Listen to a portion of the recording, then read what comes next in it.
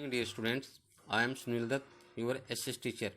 प्रिय विद्यार्थियों, आज हम अपना 4th चैप्टर शुरू कर रहे हैं जिसका नाम है जाति, धर्म और लैंगिक मसले।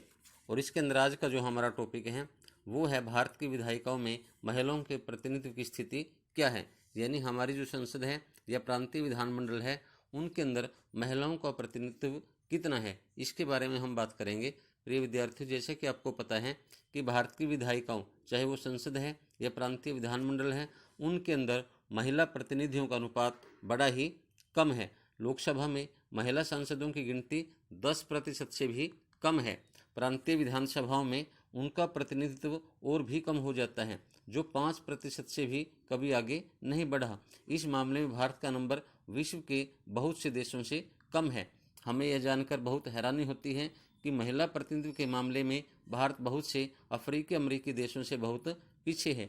लेकिन इस मामले को सुधारने की ओर अब महिला संगठनों और सरकार के द्वारा बड़ा ध्यान दिया जा रहा है। कई नारीवादी आंदोलन और महिला संगठन इस निष्कर्ष पर पहुंचे हैं कि जब तक महिलाओं की सत्ता में भागीदारी नहीं होगी, उनकी समस्याओं को हम अच्छे ढंग से नहीं निपटा सकते। और इसी बात को ध्यान में रखते हुए ग्रामीण क्षेत्रों में पंचायती राज के अंतर्गत और शहरों में नगर पालिकाओं में 1/3 पद महिलाओं के लिए आरक्षित कर दिए गए हैं। अब महिला संगठनों और कार्यकर्ताओं द्वारा यह प्रयास जारी है कि लोकसभा और राज्य विधानसभाओं की भी 1/3 सीटें महिलाओं के लिए आरक्षित कर देनी चाहिए। और इसके अलावा जो हम करेंगे वो है कि महिलाओं से की जाने वाली मुख्य असमानताएं कौन सी हैं। जैसा कि आपको पता है कि महिलाओं के साथ आज भी असमानता का व्यवहार किया जाता है। जैसे चाहे वो आर्थिक और राजनीतिक क्षेत्र हो, उसके अंदर भी महिलाओं के साथ असमान व्यवहार किया जाता है। जो निर्णय लेने की प्रक्रिया होती है उसमें भी महिलाओं को पीछे रखा जाता है और पुरुषों की ही मनमर्जी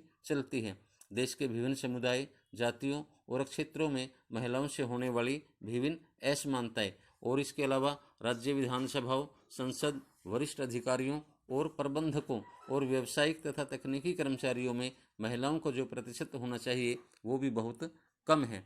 तो प्रिय विद्यार्थियों, इसके साथ साथ आपने करना है कि सांप्रदायिकता के बारे में। सांप्रदायिकता क्या है आपको पता होना चाहिए कि सांप्रदायिकता का मतलब क्या होता है कि अपने धर्म को श्रेष्ठ समझना, अपने धर्म से प्यार करना और दूसरे धर्म को छोटा समझना, नीचा समझना, दूसरे के धर्म को नफरत और घृणा की दृष्टि से देखना, ये सब जो भावना होती है ये सांप्रदायिकता को जन्म देती है। ऐसी भावना को हम सांप्रदायिकता कहते हैं।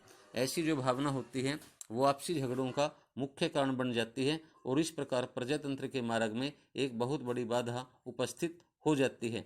और देश का जो बंटवारा था आपको पता होगा वो इसी भावना का परिणाम था।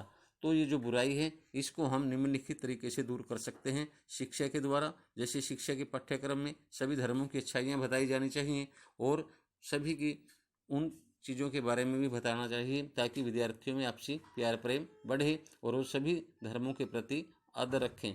प्रचार के द्वारा, चाहे वो समाचार पत्र हैं, रेडियो हैं, टेलीविज़न है, इन सभी साधनों से भी जनता को धार्मिक सांप्रदायिकता के बारे में शिक्षा दी जा सकती है कि जो सांप्रदायिकता है वो हमारे लिए कितनी खतरनाक है। इसके अलावा आपको पता होगा कि देश की एकता और सद्भावनापूर्ण वातावरण पर सांप्रदायिकता द्वारा जो प्रभाव पड़ते हैं उनके बारे में हम बातें करेंगे।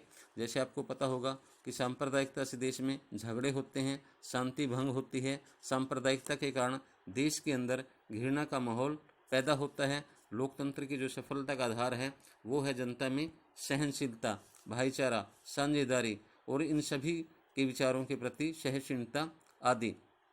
लेकिन संप्रदायवाद के कारण इन सभी के मार्ग में बाधा उत्पन्न होती है। धन्यवाद। आज हम इतना ही करेंगे।